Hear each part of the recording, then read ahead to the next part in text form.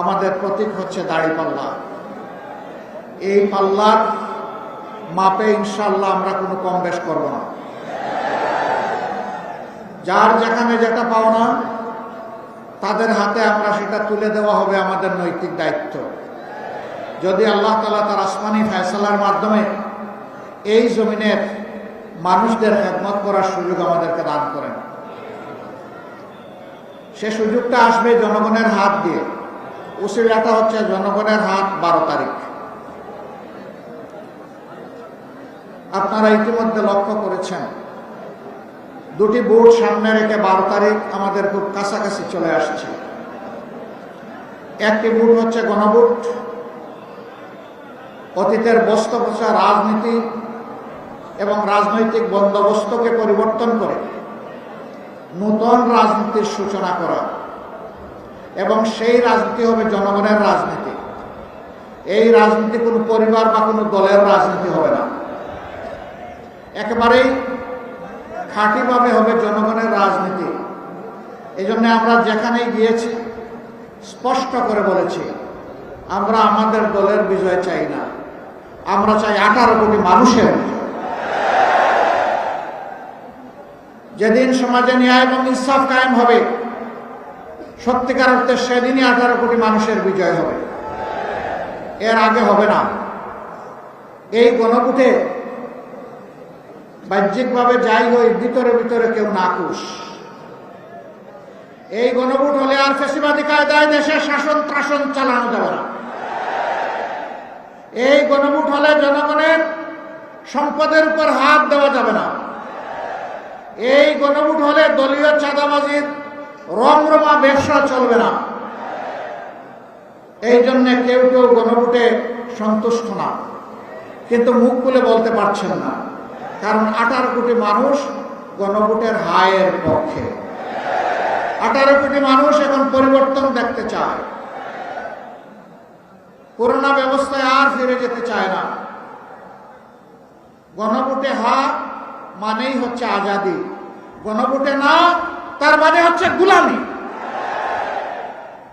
গুলামি না আজাদি, গুলামি না আজাদি। ইনশাআল্লাহ 12 তারিখ প্রথম ভোটটা পড়বে হা চিহ্নে ইনশাআল্লাহ। হা ভোট যদি বিজয়ী হয় বাংলাদেশ জিতে যাবে, হা ভোট যদি পরাজিত হয় বাংলাদেশ হেরে যাবে। আমরা বাংলাদেশকে ইনশাআল্লাহ হারতে দিব না। জনগণের ভালোবাসা সমর্থন নিয়ে হা ভোট বিজয়ী হবে, বাংলাদেশ বিজয়ী হবে ইনশাআল্লাহ। দ্বিতীয় ভোটটি হচ্ছে সরকার গঠনের জন্য সমর্থন জানানো। হা ভোট বিজয়ী যদি না হয় কোনো সরকার গঠন করে কোনো লাভ হবে না জনগণের। আগে ভিত্তি হচ্ছে হা ভোট, এরপরে কাকে দেব পরিষ্কার। আমাদের মধ্যে অবশ্যই নিজেদের কর্মের কর্মসূচির প্রতিযোগিতা হবে, এটাই তো স্বাভাবিক। নিজেদের যুক্তি আদর্শ নিয়ে জনগণের কাছে যাব, এটাই স্বাভাবিক। কিন্তু আমরা মাঝে মাঝে একেবারে পরস্পর বিরোধী কিছু জিনিস দেখি। একদিকে আমাদের একটি বন্ধু সংগঠন, তারা বলছেন জনগণকে ফ্যামিলি কার্ড দিবেন এবং সেইটা দিবেন মহিলাদের হাতে।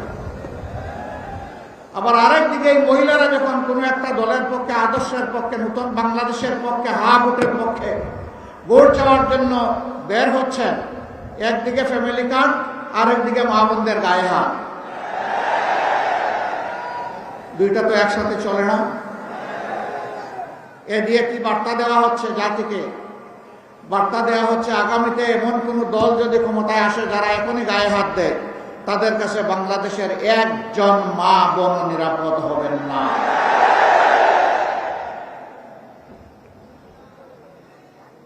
আপনারা আপনাদের আদর্শের কর্মসূচির প্রচার করুন, আমরা আপনাদেরকে ওয়েলকাম করব। কিন্তু আমাদের আদর্শ কর্মসূচির প্রচারে আপনারা বাধা দেওয়ার কে? আপনি বাধা দিতে পারেন না। আমাদের কোনো মা বোন, আমার কোনো সহকর্মী যদি নির্বাচনী কোনো আচরণবিধি ভঙ্গ করে, সেটা আপনি যথাযথ কর্তৃপক্ষকে বলুন।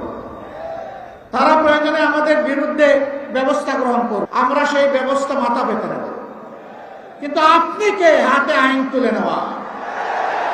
আপনি কে আমার মা বোনকে টিজিং করা? আপনি কে আমার মা বোনদেরকে বেশিং করা? আপনি কে তাদের গায়ে হাত দেওয়া? মনে রাখবেন, আমরা মায়ের পেট থেকে এই দুনিয়ায় এসেছি, আমরা মায়ের দুধ খেয়ে বড় হয়েছি। মাদের বুকের বিছানায় আমাদের নিরাপদ বিছানা ছিল। সেই মাদেরকে আমরা অপমান করতে দেব না।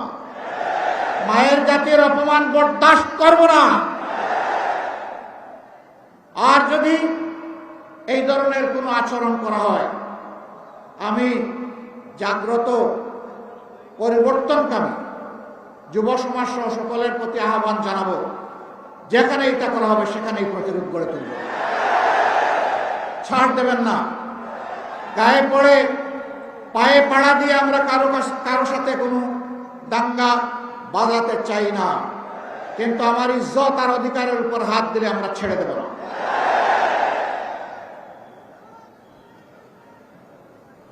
প্রিয় দেশবাসী, যশোরে ওই কাণ্ড ঘটেছে, আমি এসে শুনতে পেরেছি। আমি যশোর প্রশাসন এবং নির্বাচন কমিশনকে অনুরোধ করব, আপনাদের নৈতিক দায়িত্ব আপনারা পালন করুন। এরকম আচরণ আমরাও করলে আমাদের ব্যাপারে ব্যবস্থা গ্রহণ করুন। আমরা কারো কোনো আনুকূল্য চাই না, কিন্তু রাষ্ট্রের নিয়োজিত কর্মকর্তা কর্মচারী যারা আছেন তারা জনগণের হয়ে দায়িত্ব পালন করবেন, কোনো দলের হয়ে নয়। কারো প্রতি কোনো দুর্বলতা দেখানো যাবে না। দেশ আপনার আমার সকলের। এ দেশটি ভালো থাকলে আপনি, আপনার পরিবার, আত্মীয় স্বজন, বন্ধু বান্ধব সবাই মিলেই ভালো থাকবেন। আর এই দেশটি যদি খারাপ হয়ে যায়, কেউ আমরা শান্তি পাবো না, আপনিও শান্তি পাবেন না।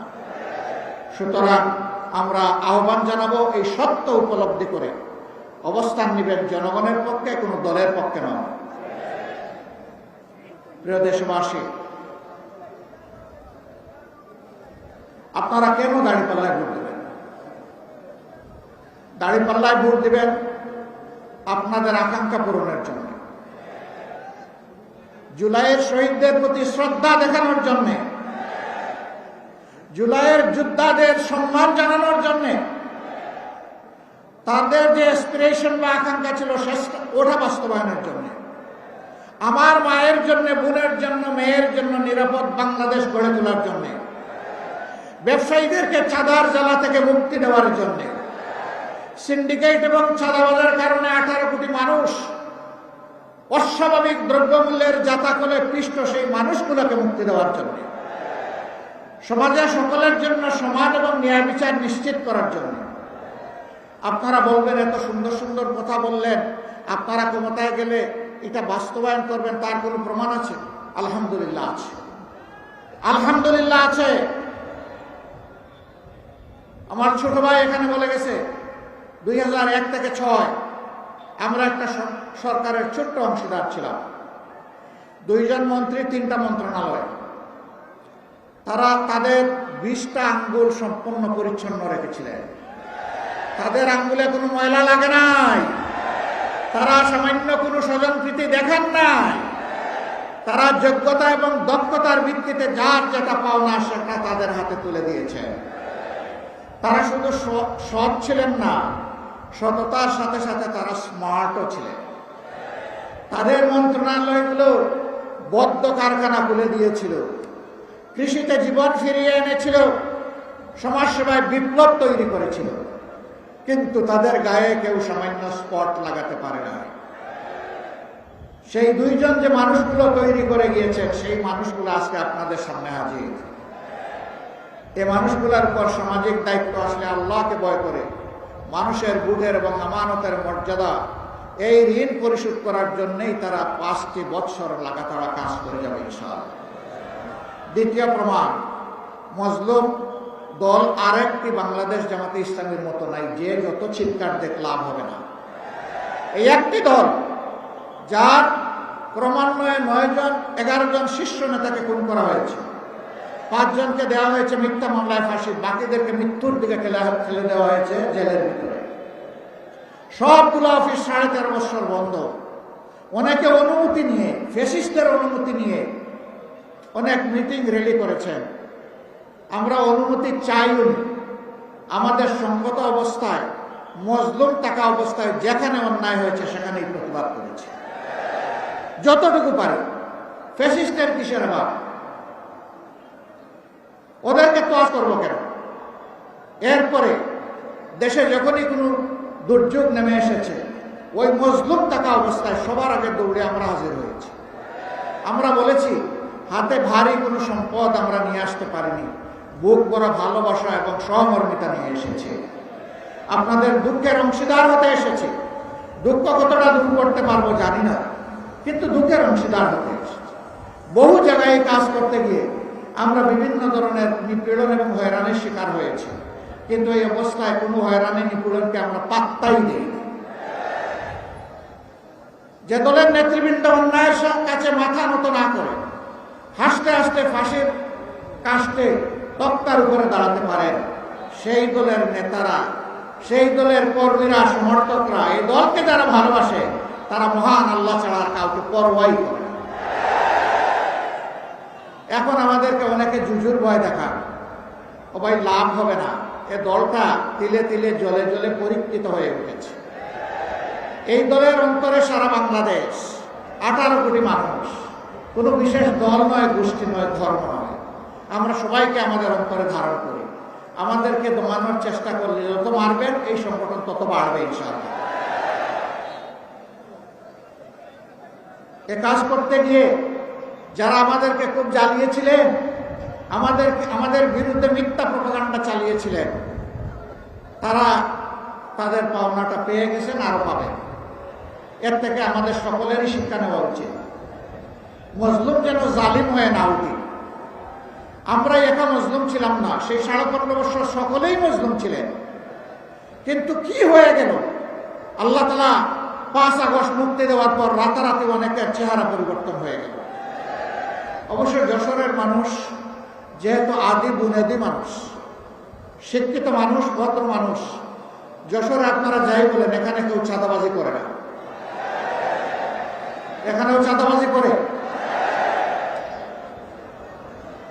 এখানে কোনো স্ট্যান্ডম্যান দখল হয় না, তাই না? এখানে হয়। এখানে কেউ তো মামলাবাজি করে না, তাও করে। মামলাবাজি করে জনগণকে অতিষ্ঠ করে তোলা হয়েছে। মজলুম দলটি, তার নাই অফিস, নাই তার নিবন্ধন, নাই তার চিহ্ন বর্ণ, কিছুই নাই। বিদায় নেওয়ার 4 দিন আগে নিষিদ্ধ।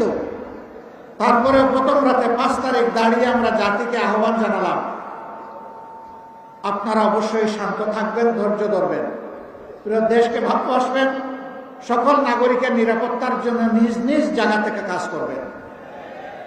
আমরা বলে দিলাম, আমাদের উপর যাই জুলুম করা হয়েছে, আমরা কারো উপর থেকে প্রতিশোধ নেব না। আমরা আমাদের সহকর্মীকে বলে দিলাম, আইনের প্রতিকার চাওয়ার, বিচার চাওয়ার অধিকার আছে, পাওয়ার অধিকার আছে।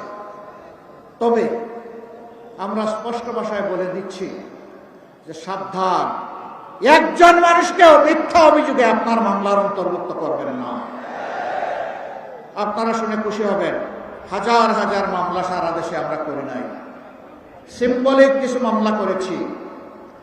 8টি মামলায় আসামি মাত্র 1 জন, দ্বিতীয়জন আমরা খুঁজে পাইনি, তাকে কেন আমরা মামলার আসামি করব?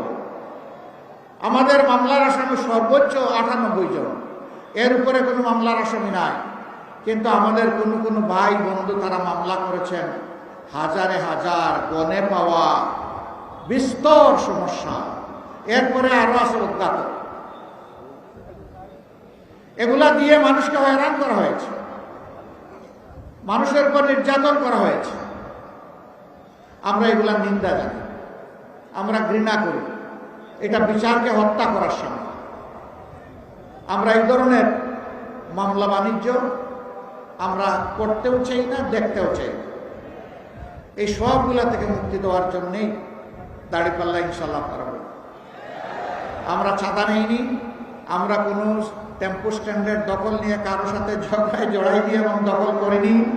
আমরা কোনো মামলা বাণিজ্য করিনি, আমরা কোনো মা বোনের ইজ্জতের দিকে চোখ তেলেও তাকাইনি। এবং আমরা কারো কোনো অধিকার হরণ করিনি। দল হিসাবে আমি বরাবর বলে আসছি, যেই দল তার সহকর্মীদেরকে সামলিয়ে রাখতে পারে সেই দলটাই বাংলাদেশকে সামলে রাখতে পারবে ইনশাআল্লাহ। যারা নিজেদের দলকে সামলে রাখতে পারে না, নিজের দলের কর্মীদের জীবনের নিরাপত্তা দিতে পারে না, সেই দল যত বড় দল হোক, মাঝারি হোক, যাই হোক, তাদের কাছে বাংলাদেশ কখনো নিরাপদ হবে না। আমরা আমাদের ভাইদেরকে বলি, আপনারা দেশ গড়ার আগে দলটা গড়েন ভালো করে, দলটাকে শৃঙ্খলায় আনেন, দেশ লাভবান হবে, আপনারাও লাভবান হবেন। এই ক্ষেত্রে আমাদের কোনো সহযোগিতা লাগলে তাও করুন। তারপরে আল্লাহর রাস্তায় শৃঙ্খলার দিকে আসেন, মানুষকে সম্মান করুন, ভালোবাসুন। আপনারা দেখেছেন এত নির্যাতন, এত ফাঁসি, এত এক্সট্রা জুডিশিয়াল কিলিং, হাজার কর্মীকে হারিয়েছি, সহকর্মীকে। যখন শহীদ পরিবারগুলোর কাছে যাই, মা বোন, এতিম সন্তান, তাদের চোখে তরল পদার্থ দেখি। এই তরল পদার্থ চোখের পানি নয়, তাদের সন্তান, ভাই এবং পিতার রক্ত। যখন পরিবারের সদস্যরা বলেন যে এই দেখেন দেয়ালে এই ছোট্ট শিশুটি তার বাপের ছবি অঙ্কন করে বলতেছে, বাবা তুমি কখন আসবে, তখন ওদেরকে সান্ত্বনা দেওয়ার কোনো ভাষা আমরা পাই না। আমরা আপনাদেরকে কথা দিচ্ছি, বাংলাদেশকে কেউ যদি সেদিকে নিতে চায়, সকল শক্তি দিয়ে আল্লাহর উপর ভরসা করে আমরা রুখে দেব ইনশাআল্লাহ। ওই কালো অধ্যায় বাংলাদেশে ফিরে আসতে দেওয়া হবে না। আমাদের যুবকরা জেগে উঠেছে, তারা ইতিমধ্যে তাদের বার্তা জাতিকে দিয়ে দিয়েছে। যুবকরা স্পষ্ট বলেছে, আমরা সত্যের পক্ষে, ন্যায়ের পক্ষে, আমরা নতুন বাংলাদেশের পক্ষে, আমরা বিভক্তি নয় ঐক্যের পক্ষে। এটা 5টা বিশ্ববিদ্যালয়ের সচেতন ছাত্রছাত্রীরা জাতিকে এটা জানিয়ে দিয়েছে। আর যত বিশ্ববিদ্যালয়ে নির্বাচন হতো টেকে দেওয়া হয়েছে। কেউ কেউ গণতন্ত্রের নাকি উদ্ধারকারী, কিন্তু তারাই আবার কোনো জায়গায় গণতান্ত্রিক চর্চা হতে দেন না। কি আশ্চর্য ব্যাপার! এক অঙ্গে কত রূপ! ওরে বাবা, একটা রূপ ধারণ করে, তাহলে মানুষ আস্থা রাখতে পারবে। এটাই তো স্বভাব। আমরা চাই আমরা যা বলবো সেটা যেন আমরা করতে পারি। সম্মানিত ভাইয়েরা, আজকে মাদেরকে জিজ্ঞেস করা হয় যে আপনারা কারে ভোট দিবেন, তারা একদম স্বতঃস্ফূর্তভাবে বললে আমরা দাঁড়িপাল্লায় ভোট দিব, বা আমাদের যে আরো সঙ্গী 10 দল আছেন তাদের মার্কা। কেন দিবেন? ওনারা আসলে তো আপনাদেরকে গড়েবন্দি করে রাখবে। এটা আপনাদের কথা, আমরা এটা বিশ্বাস করি। তাইলে দিবেন কেন? যে দিব এই কারণে আমরা বিশ্বাস করি তাদের হাতেই বাংলাদেশ নিরাপদ থাকবে, আমিও নিরাপদ থাকবো। আপনারা একজন বোনের অভিব্যক্তি দেখেছেন, কেউ তাকে মডেল বলছেন, ওটা বলছেন, সেটা বলছেন। আমরা প্রত্যেকটি মাকে মা হিসাবেই দেখি। তাকে জিজ্ঞেস করেছেন সাংবাদিক বন্ধু, আপনি কাকে চান? তিনি বলছেন আমি জামাতকে চাই। ওই জামাত আসলে তো আপনি ড্রেস করতে পারবেন না। বলে যে পরবো না। বলে তখন তো অন্য ড্রেস করা লাগবে। তো পরবো। এরপরে জিজ্ঞেস করছে যে জামাতকে কেন চান? বলে আমি চাই জামাত আসলে দেশটা ঠিক হবে, এই জন্য জামাতকে চাই। এরপরে বলতেছে জামাতের কোন দিকটা ভালো লাগে? কই সারা জামাতকেই ভালো। This is reality. জামাত এই জায়গায় আপনাদের ভালোবাসায়, দোয়ায়, সমর্থনে, আল্লাহ তাআলার মেহেরবানিতে এই জায়গায় এসেছে দীর্ঘ পরীক্ষা দিয়ে। প্রিয় দেশবাসী, আমরা একা দেশ চালাবো এটা আমরা চিন্তা করি না। আমরা জাতিকে ঐক্যবদ্ধ করে চলতে চাই। এই জন্য আমরা দেখেছেন যে 11টি দল আমরা হাতে হাত মিলিয়েছি। আমরা এই জাতিকে নিয়ে সামনের দিকে এগিয়ে যেতে চাই ইনশাআল্লাহ। যুবক যুবতী ভাই বোনেরা, আমরা আল্লাহর মেহেরবানিতে তোমাদের হাতে বেকার ভাতা তুলে দেব না। তোমাদের হাতে বেকার ভাতা তুলে দিয়ে এই জাতির যুবক যুবতীরা বেকার বিশ্বের দরবারে এই লজ্জাজনক পরিচয় আমরা দিতে চাই না। বরঞ্চ তোমরা আমাদের কলিজার টুকরা, বুকের ধন। আমরা তোমাদেরকে দক্ষ জনবল হিসেবে গড়ে তোলার জন্য যা দরকার তাই করব। এরপরে তোমাদের হাতে হাতে সম্মানের কাজকে আমরা তুলে দেব। তখন তোমরা হবে গর্বিত নাগরিক, বুক ফুলিয়ে বলবে আমিও বাংলাদেশের উন্নয়নে অবদান রেখে চলেছি, আমি বাংলাদেশের একজন দক্ষ লোক। আমরা সেই দক্ষতা এবং প্রাপ্যতার ভিত্তিতে কাজ হাতে তুলে দিতে চাই। আমরা চাই না আমাদের পটেনশিয়াল একজন যুবক কিংবা যুবতী তারা দেশ গড়ার কাজ থেকে বঞ্চিত হোক। আমরা সবাইকে সম্পৃক্ত করতে চাই। বেকার ভাতা দেওয়া মানে বেকারত্বকে উৎসাহিত করা, এই কাজ আমরা করব। আমরা বেকারত্ব দূর করতে চাই, ভাতার বদলে আমরা কাজ হাতে তুলে দিতে চাই। যুবকরা কি মন খারাপ করেছেন? দেখে হাত তুলে বলেন তো, আপনারা কি বেকার ভাতা নিতে চান? আপনারা আপনাদের দক্ষ হাত কাজের জন্য পেরেশান হয়ে খোলা রাখবেন, সে হাত আমরা ভরে দেব ইনশাআল্লাহ। মাদেরকে আমরা কথা দিচ্ছি, ইনশাআল্লাহ আপনাদের ভালোবাসায়, সমর্থনে, দুয়ায়, বুঠে আমরা যদি আল্লাহ তাআলার মেহেরবানিতে দেশ গড়ার সুযোগ পাই, আপনার ঘরে, চলাচলে, কর্মস্থলে, সব জায়গায় আপনাকে সম্মানিত করা হবে, মর্যাদা দেওয়া হবে এবং শতভাগ নিরাপত্তা ইনশাআল্লাহ নিশ্চিত করা হবে। বড় শহরগুলোতে মেয়েদের চলাচলের জন্য আলাদা যোগাযোগ ব্যবস্থা গড়ে তোলা হবে। জায়গায় জায়গায় পুরুষের জন্য অনেক ব্যবস্থা আছে, মহিলাদের জন্য কোনো ওয়াশরুমের ব্যবস্থা নাই, নামাজের ব্যবস্থা নেই। ইনশাআল্লাহ সেই উদ্যোগগুলো আমরা নেব।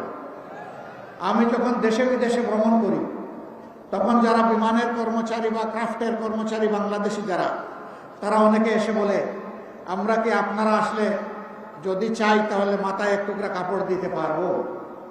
আমাদেরকে এই অপশনটা কি খুলে দেওয়া হবে? মাঠের দিকে তাকাইয়া বলি, মা, যদি আল্লাহ সেই সুযোগ দিবেন, দিয়ে থাকেন, তাহলে সকল ধর্মের লোকেরা তাদের ধর্মীয় পোশাক আশাক পরতে পারবে, কাউকে বাধা দেওয়া হবে না।